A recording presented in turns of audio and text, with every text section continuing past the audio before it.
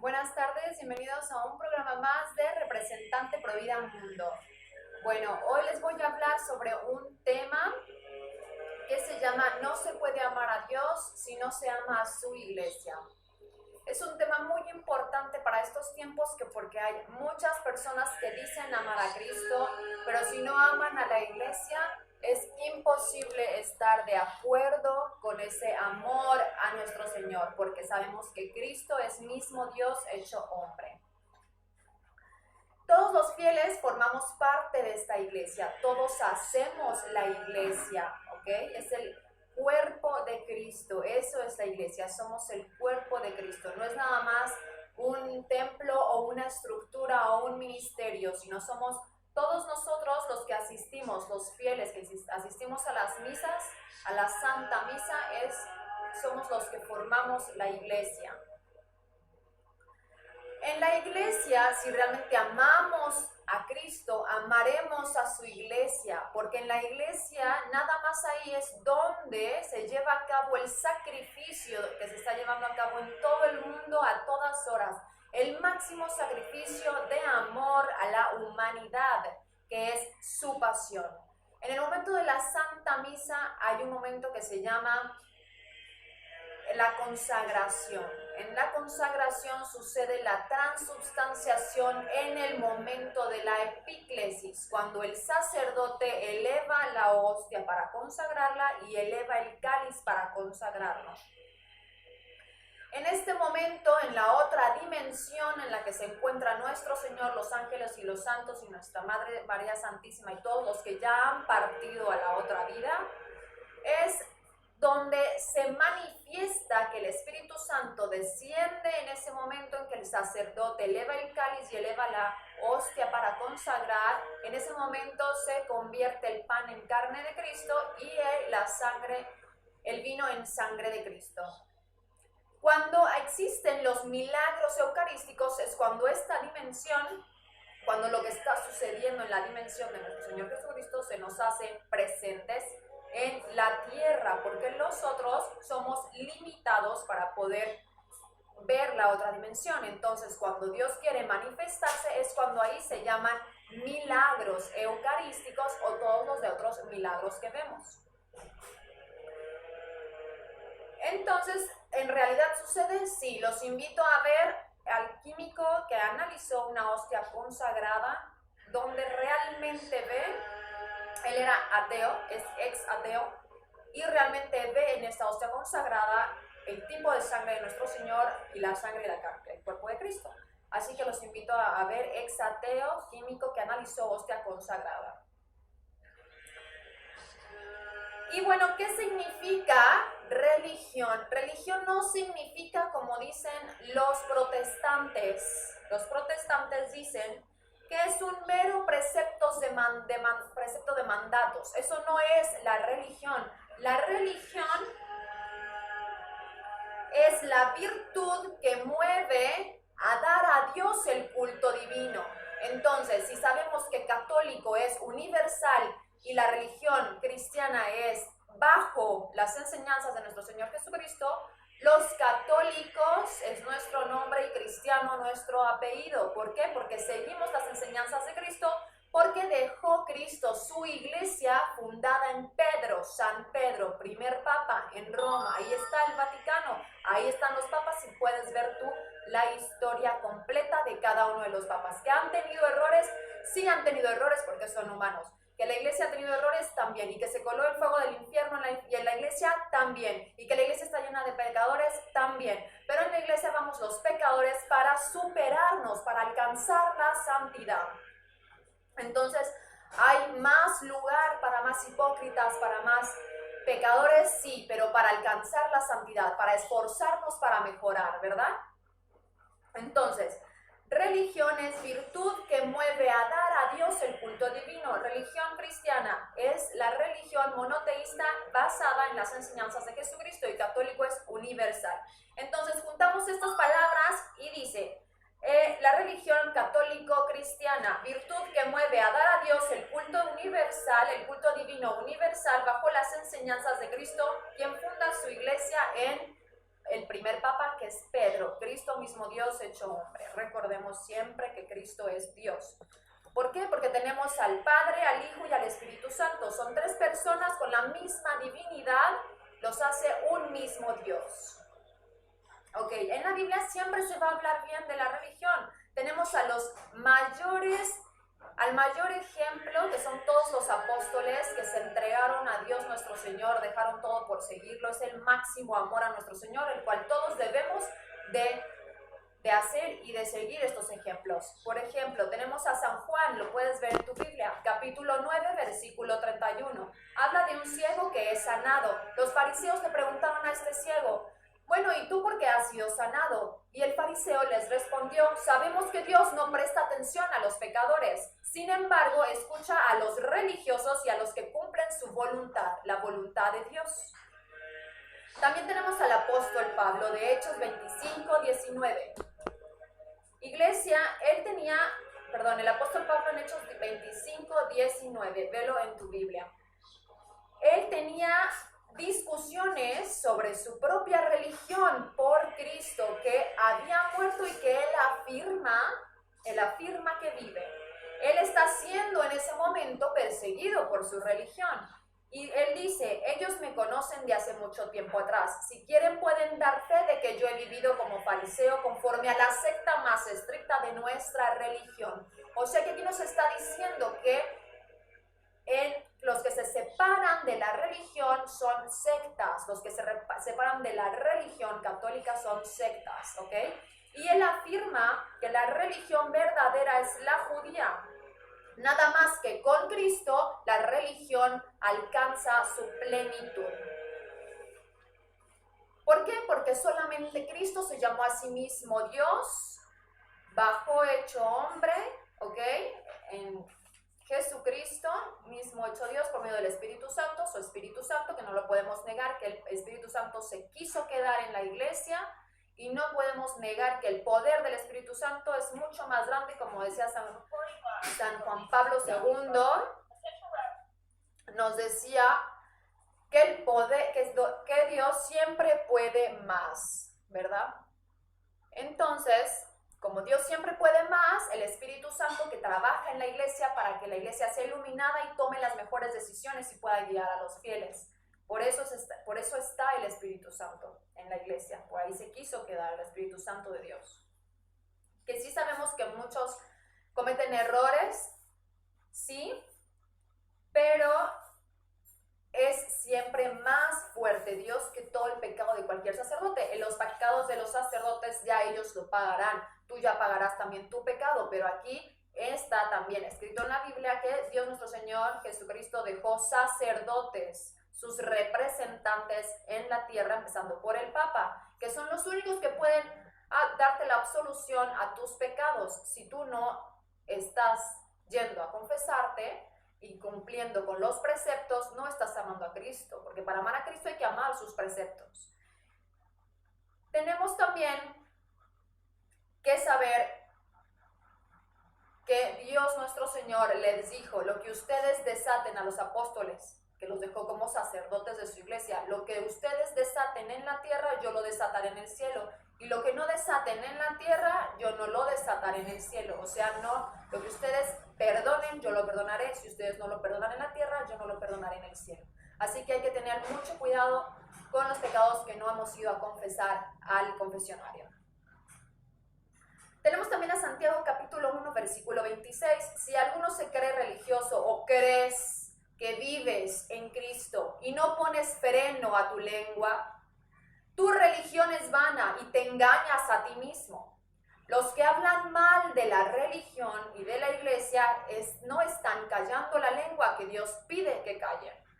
Porque la religión es intachable y ayudar a los huérfanos y a las viudas. Eso también hay que tomarlo como religión. Y el único que nos enseña a ayudar y amar a los huérfanos y viudas y al prójimo es Cristo nuestro Señor, bajo sus preceptos en su iglesia, donde podemos escuchar el evangelio, que es un don. Para ser buenos cristianos hay que ser buenos religiosos en la única iglesia de Cristo. Jesucristo Dios, que es la comunidad, Jesucristo Dios, Ok, la Iglesia de Jesucristo Dios es la comunidad creyente. Es un ministerio, no es solamente un ministerio, sino somos el pueblo de Dios. Y aquí nos dicen Romanos 12, 4, 5, es el cuerpo de Cristo. En Apocalipsis 2, 19, Corintios 11, 12, la novia del Cordero. Véanlo en su Biblia. ¿Ok? Entonces, por ejemplo, también tenemos a otras personas que dicen, yo quiero a Cristo, pero no a la iglesia. No puedes amar a Cristo si no amas lo que Él ama, y Él tiene un amor en particular por la iglesia, al grado de que llegó a dar su vida por Él, por ella. En Efesios 5, versículo 25-30, ¿ok? Porque la iglesia es la familia de Dios. 2 Corintios 6, 18, Gálatas 6, 10. Ninguna otra entidad tiene la garantía de que las puertas del Hades, o sea, del infierno, no prevalecerían contra ella. Mateo capítulo 16, versículo 16-18.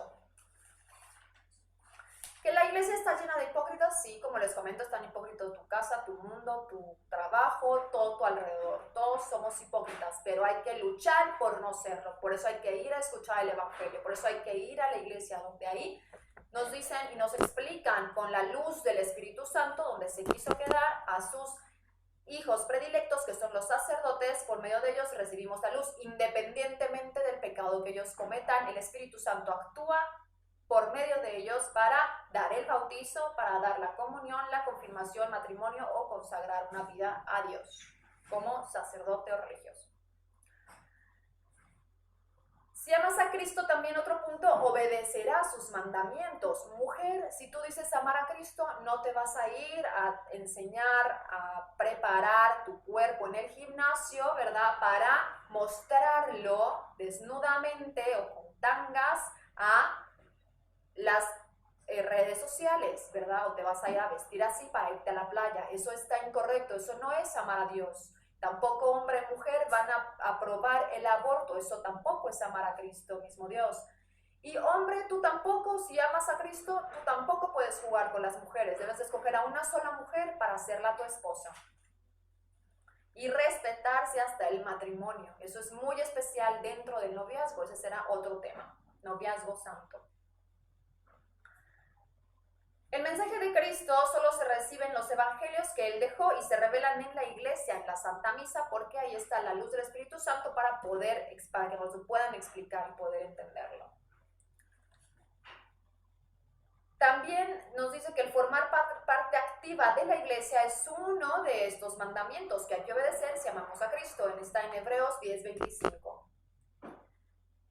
El Papa Francisco nos dice, no se entiende un cristiano sin iglesia, ya que el ser cristiano no es recibir nada más el bautizo o los sacramentos y vivir tu vida en libertinaje y con tus propias ideas y a tu gusto y a tu conveniencia. Eso no es amar a Cristo, eso no es estar en la familia de Cristo, en su pueblo, eso no es ser hijo de Cristo, del mismo Dios, sino más bien hay que seguir dentro de la iglesia sus mandatos, sus mandamientos, ¿ok?